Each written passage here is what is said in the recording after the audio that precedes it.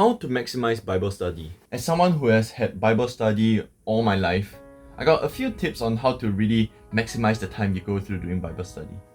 For some of us, we go through Bible study every week, so I find it important that we go about knowing how to make use of this time very wisely, instead of letting it all go to waste, or just see it as part of a routine, going through the motion without actually knowing what it's about, and then internalizing it for ourselves. Bible study is important because you go about learning God's word, but the important part is that you go about it doing in a group setting, and it's a two-way thing. Compared to a sermon or devotions or quiet time, the special thing about Bible study is that you can do it with a group of people. We are helping one another out, sort of like iron sharpens iron, in terms of leading us towards the main point of the passage. And then you have a leader with more knowledge to help guide us accordingly. So how do we go about maximizing Bible study in that case? If we know that the goal of it is to learn God's word and help one another out, then perhaps we could better think about maximizing Bible study in that sense. So the first thing I think is important when we do it is to really be an active participant. It could be in the low-hanging fruit like praying for the group or even reading the Bible passage. I think all these things are really important. But at the same time, it also helps when it comes to answering any questions that the leader asks to help us get closer to the truth. Even if you are not sure about the answer, you can just ask away or have some half-formed idea in your head. At least you attempting it helps the group to perhaps see, oh, there's a semblance of truth there, and then perhaps you can take something along with that. Or perhaps it is wrong, then we can eliminate that option that others are thinking. So I think it's important we go about being an active participant. Ideally, we should go about sharpening each other's answers also. So if you hear someone's answer, feel free to build on top of what they are saying. Or you can just go forth to say why you disagree with it. I think all these little things here and there could help one another. We don't take it personally if someone is saying that they disagree with our answer. We are merely just trying to get closer to the truth. And I think discussion goes a long way in terms of helping us out in maximizing Bible study. Remember, you're not just helping yourself, you're also helping the others inside the group. So really think about how you could be loving in that sense. Other ways of maximizing Bible study would also be to perhaps read the passage beforehand.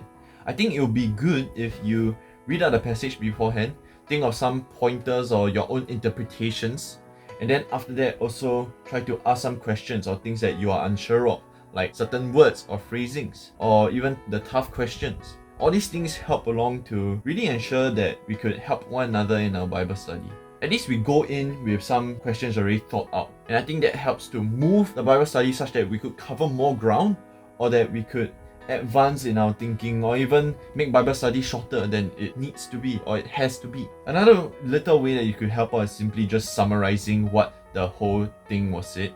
For example, if someone brought up a point and then someone else go build upon the point, but then someone disagree, perhaps you can try to consolidate everyone's thoughts. I'm sure that when someone starts with a thread, it's not like people carry on with that thread until completion, then they start a new thread.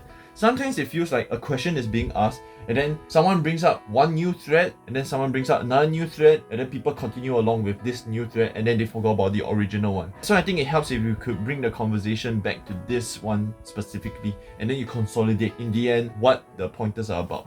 Now I acknowledge that perhaps the leader is the one that would do this, but if you could help out your leader, that would be even better. And it helps your learning, and it helps other people's learning. Another thing would be to really ensure that during Bible study, after that you truly try to internalize what you've learned. For some reason, it's quite easy for some people to go about Bible study, and then the next day they pretty much forget anything. I just need you to come away from Bible study with one thing that you've learned. So try to really think about how can you go about Bible study with one thing you've learned. I mean, what happened in that passage? Or what do you learn this new truth or wisdom from this specific passage? If you do that consistently for every week, then you would come across with so many lessons, and then you could better internalize it and then apply it. Because if you cannot remember what you've learned, how can you apply what you've learned? So let's try to think about all these kind of things as we go into it. Another little tip is that if you are going through a book series, for example, or a topical series, it would be good if you could recap what you've gone through previously. For example, if I've done John chapter 1 and 2 already, and now we're going to John chapter 3, it'll be good if we are able to remind ourselves what we've learned in the previous passages, because that will likely help us in this new passage. Usually a book is interconnected, not just standalone chapters, so it helps if you could try to connect the dots in that sense also. I think that's about all I have to say. As long as you clear the first hurdle of being an active participant and you really think about how to be serving yourself and others in terms of getting closer to God's word, you're on the right path already. All these little things that I say are just principles not from the Bible, but they are just little ways, a bit legalistic, but just little practical steps to get to the same point, which is to be loving. Iron sharpens iron at the end of the day. So I hope that you could take these advice and then think about how you could even maximize your own time during Bible study. So I hope that you could better think of how do you help in terms of maximizing Bible study as you are on the go for Jesus.